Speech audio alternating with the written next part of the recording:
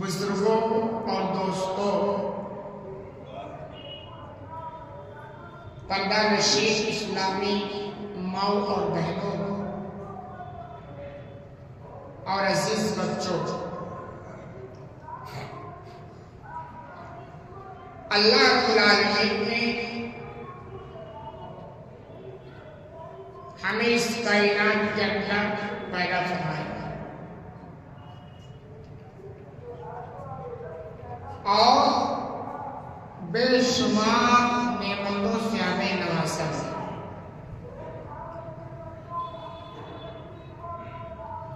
ساتھ ہی ان نعمتوں کی استعمال کرنے کے طریقے بھی بتلائے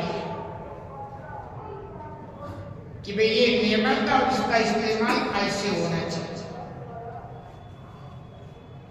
اس نعمت کا استعمال یہ غلط راستہ ہے اور یہ صحیح راستہ ہے، اور دونوں راستے بتا کر گویا ہمیں آزمائش کے طور پر کھڑا کر دیا۔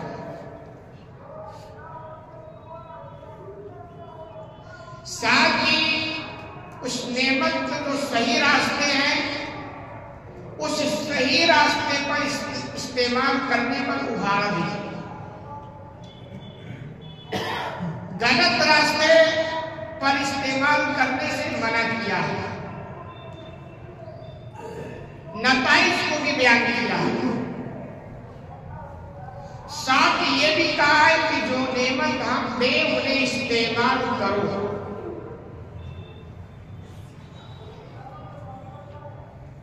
کیونکہ اللہ نے دیا ہی ہے کہ اسے استعمال کیا جائے۔ نہ استعمال کرنے کے نتائج وہ بھی رہنمائی کی گئی ہے۔ پھر ساتھ اس بات پر بھی ابھارا گیا ہے کہ جو نعمتیں اللہ نے تمہیں دی ہے اس سے خود بھی فائدہ اٹھاؤ اور دوسروں کو بھی فائدہ پہنچاؤ۔ کسی نعمت سے اگر تم خود فائدہ اٹھاتے ہو اور اس نعمت سے کوئی دوسرا فائدہ نہیں اٹھا پا رہا ہے تو آپ کی زندگی مثل جانور ہے، کیونکہ دنیا میں جانور ہی وہ ایک مخلوق ہے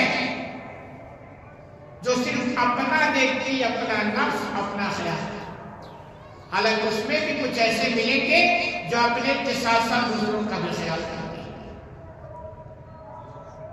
تو اللہ نے ہمیں انسان بنایا کہ بھئی اپنے آپ کو انسان بنایا، عقل سلیم دی،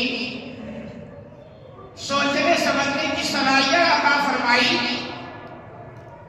پھر جو نعمتیں ہم نے دی ہیں اس سے خود بھی فائدہ اٹھاؤ اور دوسروں کو فائدہ پہنچاؤ، اور اعتدال کے راستے پر رہو۔ کہیں ایسا نہ ہو کہ اس نعمت کے استعمال میں اتنا زیادہ سخاوت برتو کہ نتیجہ گڑبڑ نکل جائے، اور کہیں ایسا نہ ہو کہ اس نعمت کے استعمال میں تم بخیلی برتو اور نتیجہ خطرناک نکل جائے۔ پھر انسان کی فطرت کی طرف اگر ہم دیکھیں تو اللہ نے جو نعمتیں ہمیں دی ہیں ان نعمتوں سے انسانوں کو بڑی محبت ہے، اور اللہ نے فطری طور پر یہ محبت ڈال دی، کیونکہ اگر محبت نہ ہو تو ہم نعمتوں کو تلاش نہ کریں، حاصل نہ کریں۔ ساتھ ہی اگلی محبت سے آگاہ بھی کیا ہے کہ اگلی محبت نہیں ہونی چاہیے، اور اس کا طریقہ یہ ہے کہ ان نعمتوں کو استعمال کرتے رہو، خرچ کرتے رہو، یوز میں لاتے رہو، جمع کر کے مت رکھو۔ ایسی بات اللہ نے ہمیں دھن دولت کے تعلق سے فرمائی کہ جو مال، جو دھن، جو دولت ہم تمہیں دے اس میں اعتدال کا راستہ اختیار کرو، نہ سخاوت نہ بخیلی، دونوں اسلام میں اچھی چیز نہیں ہے۔ اچھی کیا اعتدال، جیسا اللہ نے دیا ہے ویسا دیا، جیسا دیا ہے वैसा इस्तेमाल करो, ना बखीली करो ना इसराफ करो। ये इत्तदाल का अल्लाह सुब्हानहु व तआला इसके कानून से कुरान हकीम के अंदर फरमाता है लियुनफिक ज़ू सातिन मिन सातिही, कि चाहिए उस सात वाला, उस सादगी वाला अपने कुशादगी के मुताबिक खर्च करे, यानी जैसा दिया अल्लाह ने वैसा खर्च करे। मालदार बनाया है तो मालदार के तरीके पर खर्च करो, गरीब बनाया है तो गरीब के तरीके पर रहो, ना बखीली करो और ना इसराफ और फजूल खर्च करो। तो अल्लाह ने कहा चाहिए कि खर्च करो, और कैसे खर्च करो? कुशादगी वाला अपनी कुशादगी के मुताबिक, यानी ज्यादा दिया ज्यादा खर्च करो। और मिसालें में दिया करता हूं कि आपको अगर अल्लाह ने चिकन की इस्तेताब रखी है वलीमा खिलाने की, तो उसी पर इत्तफाक करो, क्योंकि मटन में जाओगे बाल ज्यादा पड़ेगा, मकान खराब नहीं होगा। और अगर अल्लाह ने मटन खिलाने की ताकत रखी वलीमे में, तो चिकन पर इत्तफाक मत करो, ये कंजूसी हो। तो ना कंजूसी और ना इसराफ, ना कंजूसी ना बखीली। हमारे यहाँ बहुत सारे ऐसे मसाइल आते हैं। अल्लाह रब्बुल आलमीन कहता है जब अल्लाह ने अलग अलग नेमतें दी है तो फर्क होना चाहिए, और उसके मौके भी दिए। मैं मिसाल दिया करता हूं, आप देखें हमारे यहाँ निकाह होती है, सब जगह होती है।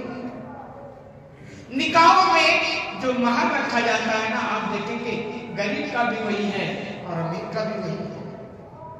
अगर यही सिस्टम था कि भाई ये थीमान रहेगा, तो अल्लाह उसके रसूल को मुकर्रर कर देता ना कि इतना महर देना। ठीक से नहीं किया, क्यों? इसीलिए कि जैसे जिसकी हैसियत है वैसे वो हक। और हमने क्या किया? उसको लाकर फिक्स कर दिया। भाई शादी वाले दिन दूल्हे का ड्रेस तो हर कोई पहन लेता आसानी से, वो ड्रेस एक गरीब भी पहन लेता, भी कैसे भी करके किराया पे भी जाता है, और अमीर भी पहन लेता है। फर्क कैसे चलेगा कि अल्लाह ने आपको करोड़पति बनाया है? कैसे पता चलेगा उसको? कैसे पता चलेगा कि वो आदमी बेचारा मजदूर? वो महर से पता चलेगा कि आपकी हैसियत वो महर बताएगा, लेकिन हमारे शहर से पता ही नहीं चलता। अब सोच, 1 लाख की गाड़ी लेना जहेज में और महर देना 4,000 रुपया, कमाल की बात है। ये बखीली है, ये कंजूसी है।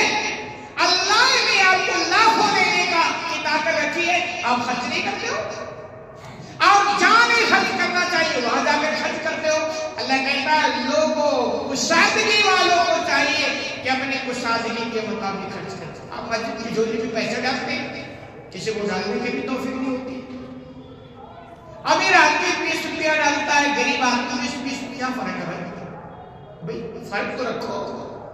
जैसा अल्लाह ने दिया वैसा कुछ तफावत तो रखो, पता तो चले। अल्लाह देखे तो सही, आप अपने अमल से बताओ तो सही कि अल्लाह तो मुझे मालदार बनाया है, तो मैं मालदारों की तरह खर्च करूंगा। अल्लाह ने कुरान के अंदर कहा लोगों अपनी कुशादगी के मुताबिक खर्च करो। वमन क़ुदिरा अलैहि रिज़्क़ुहु, और जिसके रिज़्क़ को तंग कर दिया गया, परेशान है, कुशादगी नहीं, कोई मसला नहीं, मिम्मा आताहुल्लाह, तो क्या करे? वो उसी हिसाब से खर्च करे।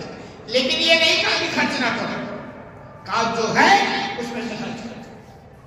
बहुत सारे हमारे भाई समझते जब अल्लाह देगा तो खर्च करेंगे, अभी तो परेशान है।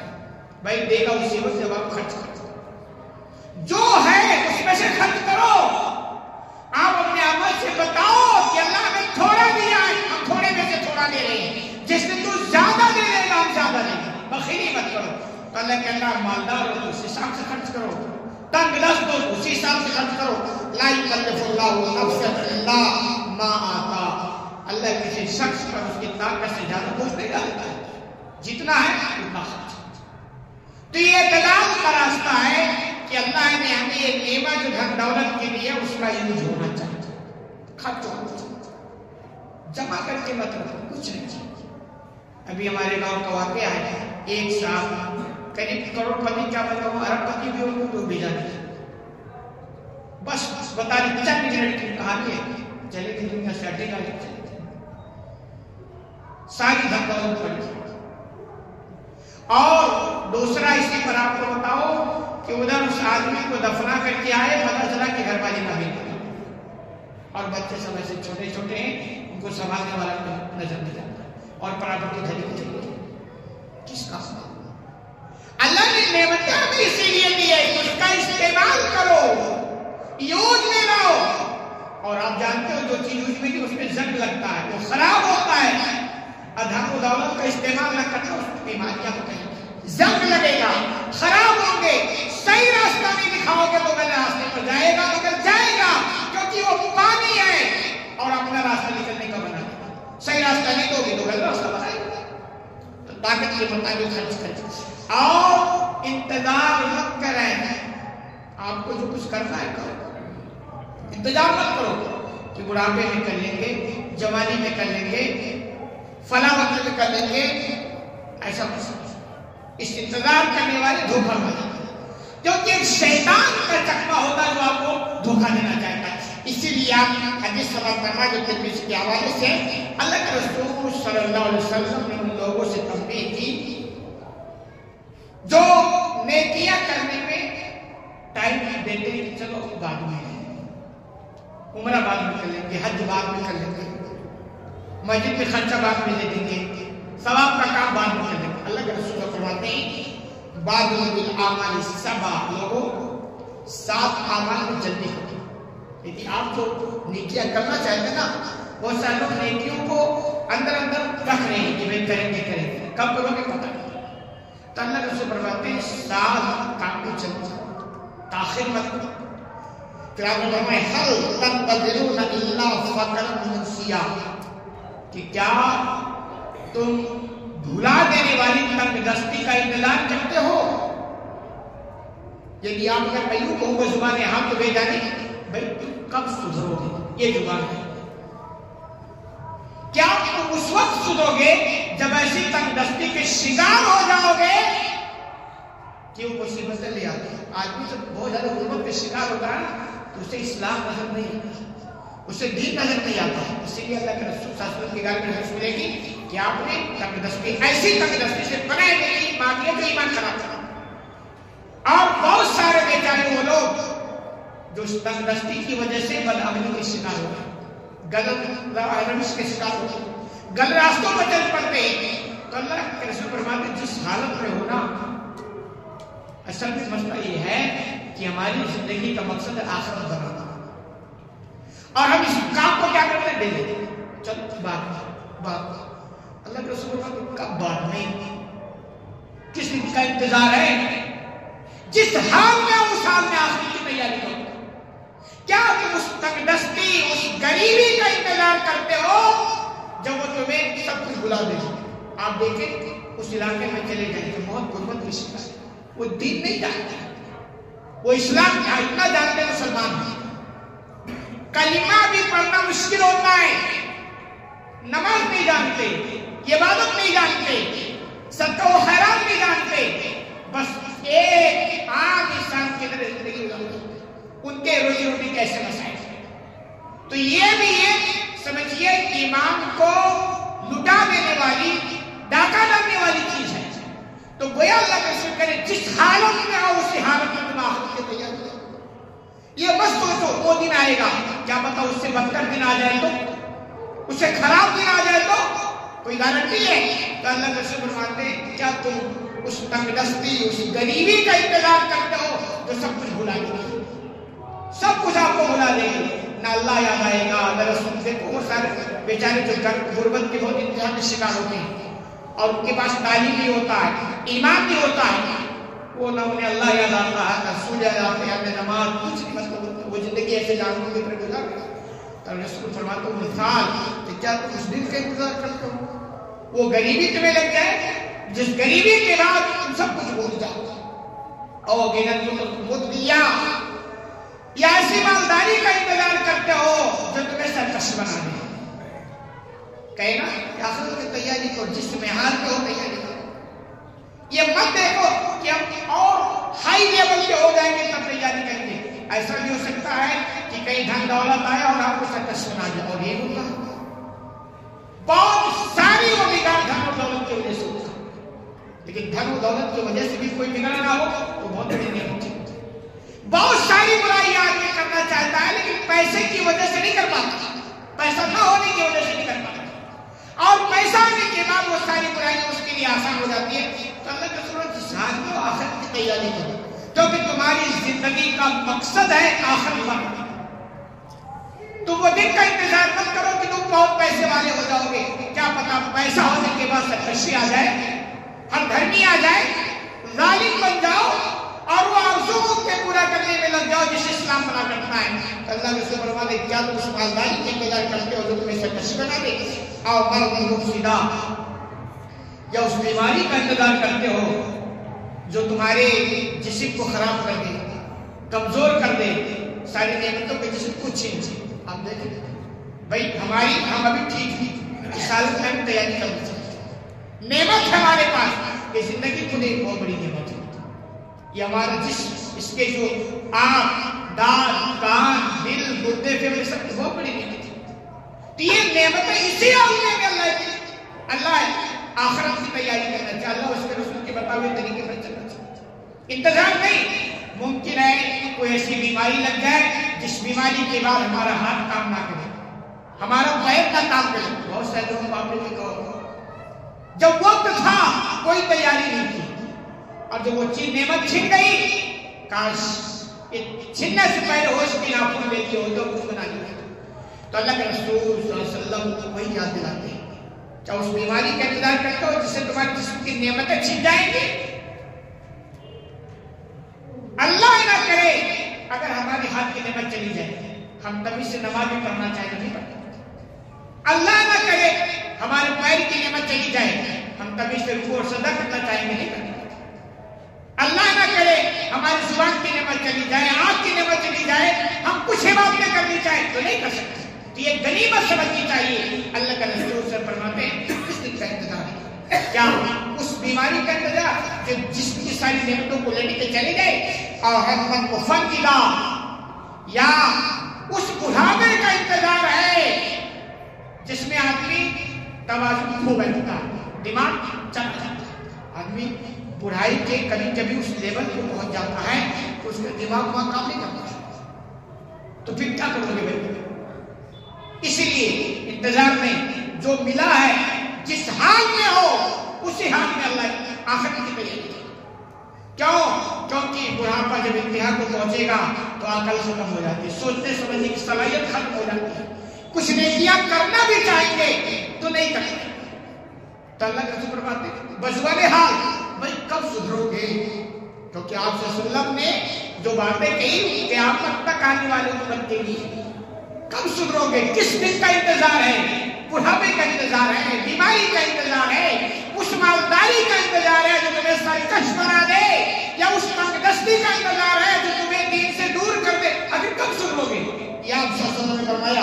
اور آگے فرمایا او موت مجہزہ، یا اچانک آنے والی موت کا انتظار ہے.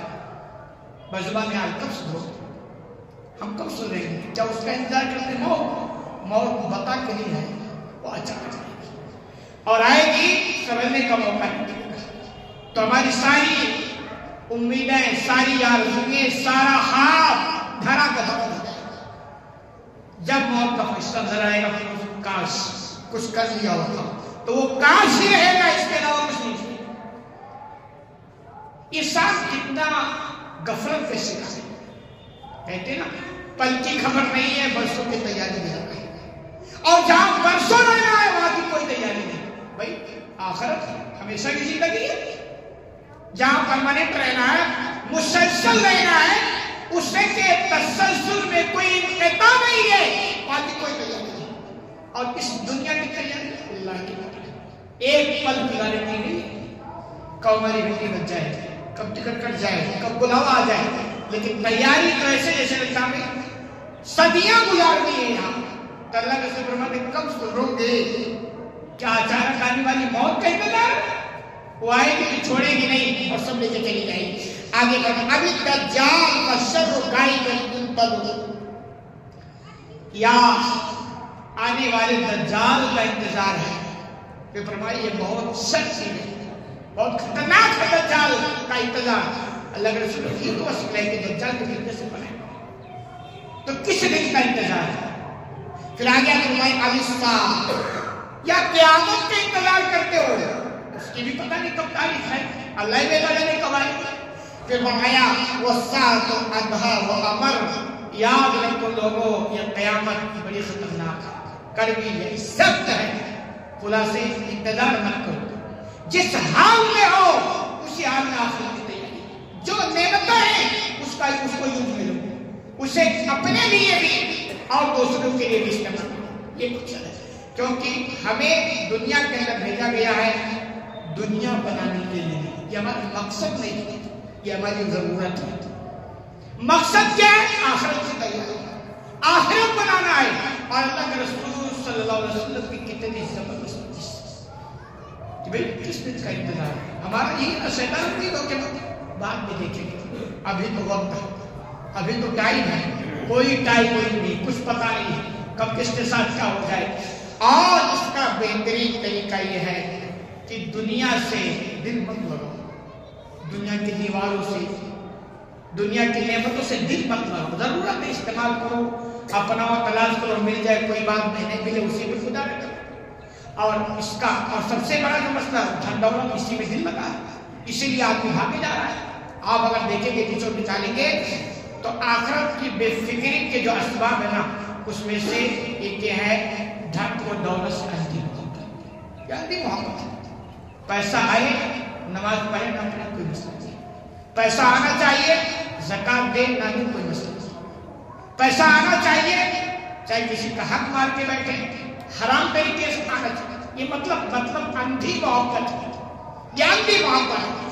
اس اندھی محبت کا علاج یہ ہے کہ جو آئے تمیز سے آنے دو، طریقے سے آنے دو اور اس کو جانے دو، اس کو جانے دو. اس لیے اللہ نے فرماتے ہیں لالچ مت رکھو، ہمیشہ دوسروں کے جیبوں پر نگاہ مت رکھو بلکہ اپنا جیب اشارہ رکھو. اللہ کے رسول کی حدیث ہے صحیح بخاری کے حوالے سے الید العلیٰ خیر من الید السفلی، من الید السفلی، کہ بہترین ہاتھ وہ ہے اوپر والا ہاتھ، اوپر والا ہاتھ نیچے والے ہاتھ سے بہتر ہے. تو یہ کب ہوگا؟ جب دھن دولت دنیا کی پراپرٹی سے اندھی محبت نہیں ہوگی تب ہوگا. آپ کا ہاتھ اگر ہمیشہ یوں رہتا ہے اب مل جائے تب مل جائے، فلاں صاحب کی طرف سے آ جائے فلاں جگہ سے، ہمیشہ یوں رہتا ہے. اور کبھی یوں توفیق نہیں ہوتی ہے. نوٹ کریں دھن دولت کی اندھی محبت جو آپ کو تباہ کرے گی، برباد کرے گی. دنیا میں ہوتا کیا ہے جن کو دھن دولت سے محبت ہوتی ہے نہ دنیا میں اس سے فائدہ اٹھا پاتے ہیں اور نہ اس کے ذریعے اپنے آخرت بنا پاتے ہیں. اور جب اس سے اپنی محبت نہیں ہوتی ہے الحمدللہ ہم نے دیکھا دنیا میں بھی اس سے فائدہ اٹھاتے ہیں اور اسے اللہ کے راستے میں خرچ کر کے آخرت بھی بناتے ہیں. تو اندھی محبت نہیں ہونے سے طریقہ خرچ کرنا جو اللہ نے دیا نعمت ہے، چاہے دھن دولت کوئی بھی نعمت ہو، اپنا خود بھی فائدہ اٹھاؤ اور دوسروں کو بھی فائدہ پہنچاؤ. یہ اسلام چاہتا ہے کیونکہ ہماری زندگی کا یہ مقصد نہیں ہے دنیا ضرورت ہے، مقصد آخرت ہے. آخرت بنانے کے لیے ہر چیز کی قربانی دینے کے لیے تیار ہے. دھن دولت کچھ بھی ہو سب قربان کرنے کے لیے تیار ہے. اسی طرح دوسری جو ریزن یہ ہے کہ دھن دولت کی اندھی محبت ہمیں صرف پیچھے دولت کے پیچھے بھاگنے پر مجبور کر دیتی ہے. دھن دولت بھاگے جاتے ہیں بس پیسہ پیسہ پیسہ. نتیجے ہوتا ہے کہ بچپنے سے جوانی اور جوانی سے بڑھاپا اور بڑھاپے سے آخرت بنانے اور سمجھنے کا موقع. اس لیے اللہ نے قرآن کے اندر کہا الہاکم التکاثر حتی زرتم المقابر کہ لوگوں تمہیں زیادتی طلب نے غافل آخرت سے غافل جو ہے دنیا کی زیادتی طلب آخرت سے غافل کر دیا. حتی زرتم المقابر یہاں تک کہ تم قبرستان پہنچ اور ہی ہوا. انسان کس قدر غافل ہے آخرت سے. آپ اندازہ لگائیں صرف دنیا کے پیچھے بھاگا جا رہا اور اچانک بلاوا آیا چلا یہی تو قبرستان پہنچ گئے.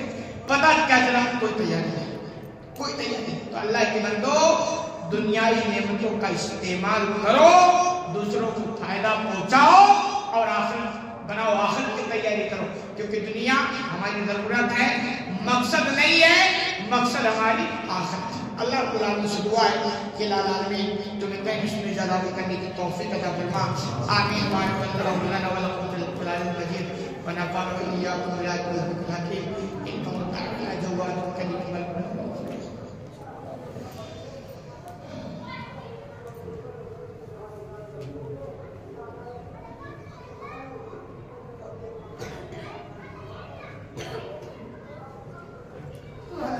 إن الحمد لله نحمده